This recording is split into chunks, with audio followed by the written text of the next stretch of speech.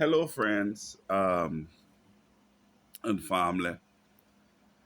A couple days ago, I put a post on Facebook, and it was showing um, a teacher chasing a little boy to uh, basically beat him with a ruler, and I put a little catchy tune along with it, just you know, to fool around. Um, but what is most important is not so much the image, but the message, right? Now, on the top of the video, there was an outline where I put, um, which I must admit, this particular one was a cut and paste job straight up, but it outlined the how corporal punishment in school had evolved from basically getting your ass beat straight down, then it come down and to well they basically don't beat you no more. And so yeah, the image were there and the little music were there, but my main focus was the writing. Now, I'm not here. I'm not gonna be really talking about for or against um the punishment, the beating corporal punishment or whatever they call it. But what I can say is that from my experience going to school, on many occasions across schools, from the Adventist school in town to the Georgetown Primary School up to the then Cayman Island Middle School, right? I got beat many times. And the crazy thing about it is I I considered myself to be trying to be a good boy. Like I in my mind said I got behave. I got I got go by the rules. I'm gonna try to learn and I'm not gonna be a bad boy. I'm not gonna buck the system, as it were. I gotta be a good boy. I got try and I got do my best. And when I think about the arsons that I used to get, it caused me to think, well, wait a minute. If I were being tear up like that in school for the least little infraction, right? Then I'm thinking, well, you got some youth where you got some youth where was straight up in trouble. And I'm thinking, well, wait a minute, what the hell used to happen to them guys? But what? Cause no, as an adult, I'm saying, well, wait a minute. If I got tore up like that and I was behaving, what did they do to the fellas who wasn't behaving? And how did that follow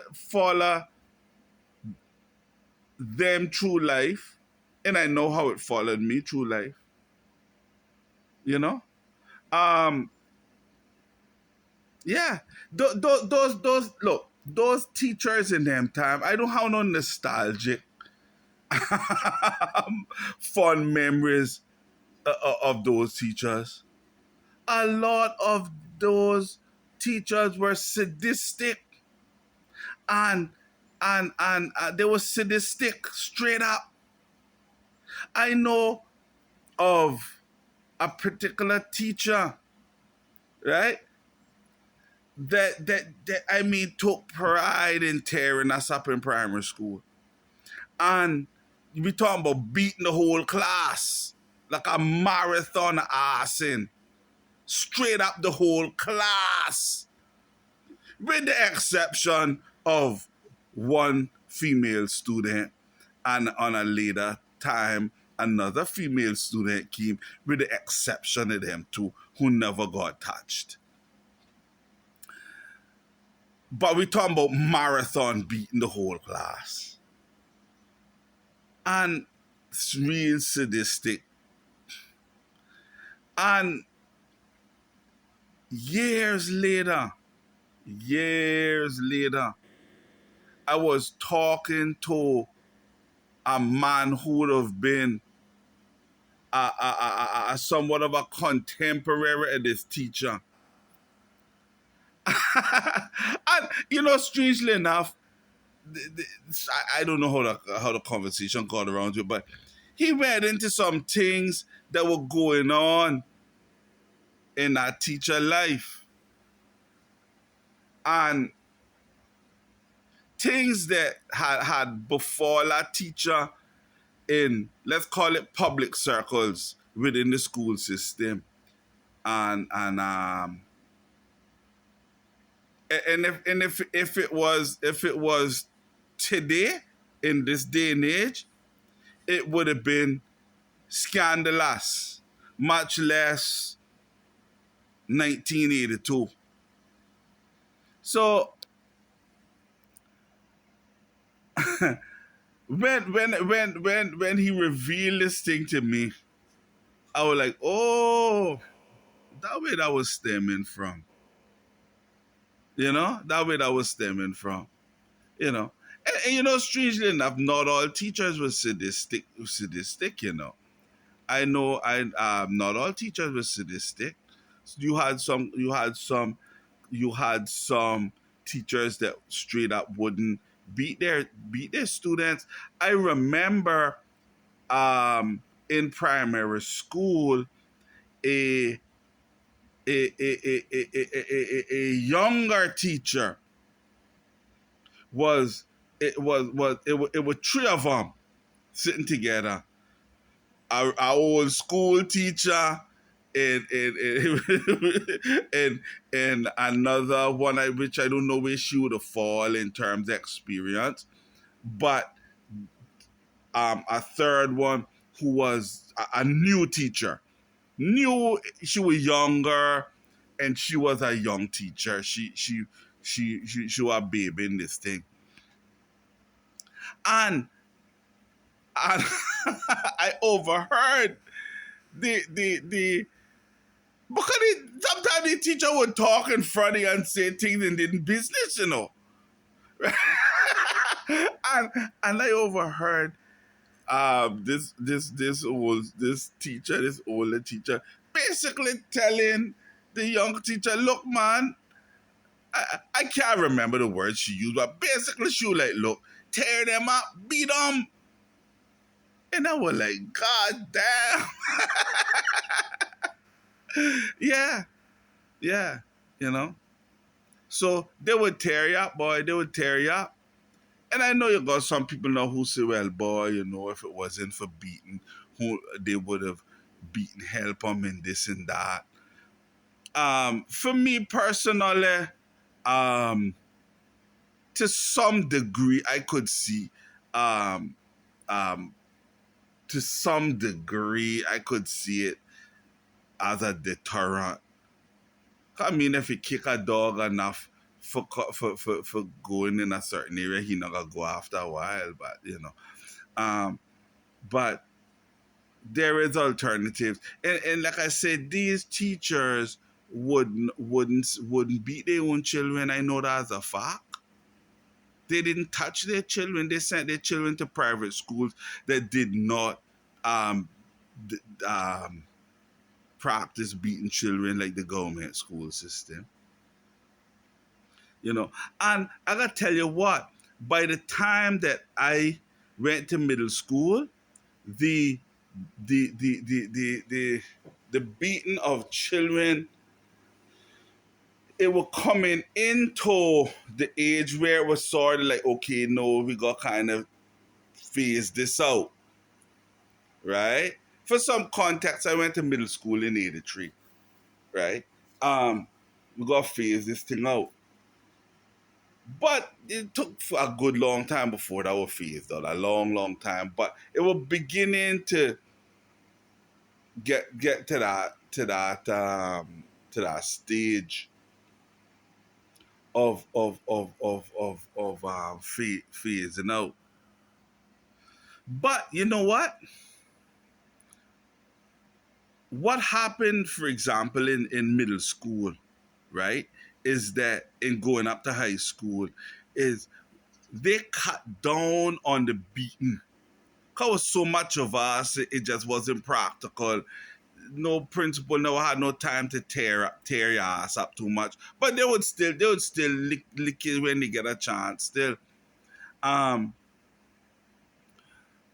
but what I realized what it would do is that in the middle school and in the high school, they had a set system,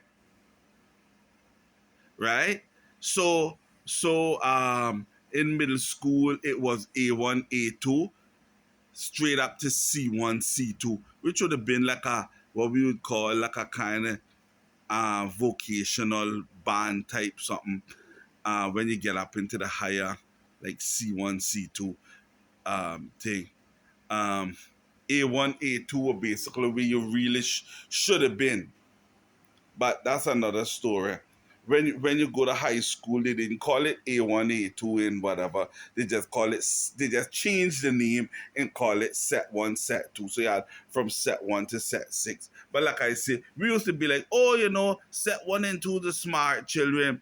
And after leaving the Cayman government system and going to school in Jamaica, I realized that wait a minute, set one and set two was not for no smart children. That was where you were supposed to be.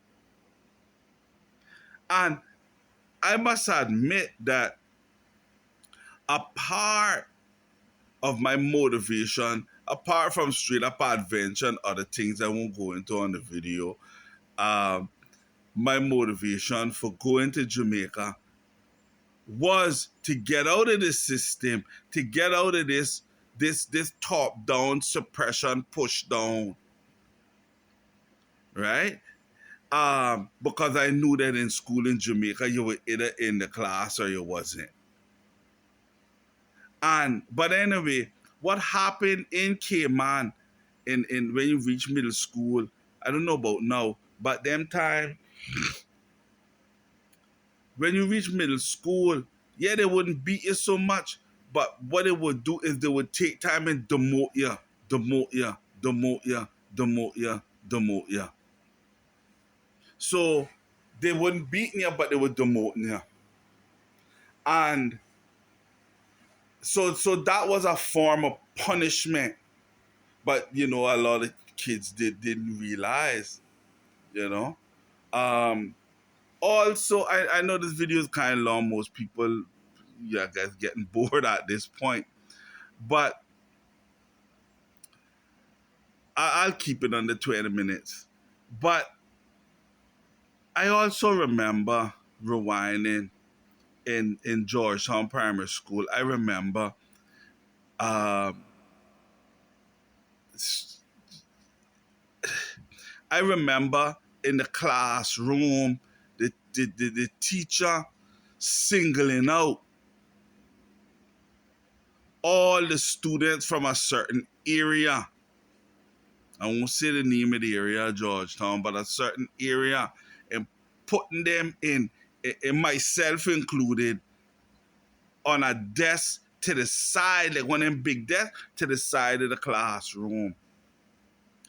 And strangely enough, how my chair was on the desk, at the desk, I had to turn around like that. Imagine I had to turn around like that to see the blackboard like that. That's exactly how it was for me. So when I had to write, I had to turn around like that and write like that. So I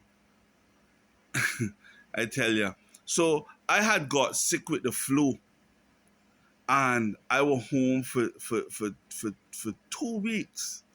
And one afternoon, I cause I was sleeping most of that sickness out, for and nearing the end coming down. One afternoon, I was sleeping, and it wasn't so. It was like a dream, but I can't recall no images. It was just a voice saying, just said to me in this sleep state. A voice said to me, Christopher, when you go back to school, sit at the front of the class. Get a desk and sit at the front of the class. No, no, there were desks empty in the classroom. Because remember those desks were like the seat in the desk together? You had them and they were empty, but yet we were selectively put off to the side of the class. When I came back to school, I went back to to um to the back, pulled out a desk which was full of garbage, cleaned it out, brought it to the front of the class, sat down, and I remember students even were like, "Oh, what you come here? You shouldn't be over here. You need to be over there by that desk." And I didn't pay them no mind. And I could, and the teacher saw it, like, just kind of looked at me, but they wouldn't say anything. I guess they probably realized, no, I can't say anything. They wouldn't say anything. I think they realized they had to leave that one alone, sit that one out. And and that was that, right? But if I didn't make that move, who knows what my life would have turned out to be? Who knows what my life would have turned out to be? I know I'm kind of rambling and seem like I'm not really going anywhere with this thing, but the bottom line is, um, you know, they would wipe you out, and and what I wanted to kind of get to, right, is that in life, right, when you're moving, like even in my case, when I moved into a job, and in my case, the police department. Once I moved there, guess what? Senior officers couldn't beat your ass. No, yeah, if it was 150 years ago, they could, but not 93. But the same tactics would apply. Just like they would demote you down in sets, you would find that you wouldn't rise in rank. And another tactic was um another tactic was they used to call it stewing, where a senior officer would come to you and be like, oh, let's say you're doing a 73, and he'd come to you bright and early as you come on shift. Oh, I need to talk to you about this matter. Come to my office 2 o'clock. So you all day you would be fretting now. Stewing, they would call it. Right? All day you'd be fretting. I gotta do another video shortly as a kind of part two to this. So thanks for your time for those who stayed on to the 19-minute plus mark. And hopefully we can have a discussion even in person as opposed to this video thing. But you know how it go later.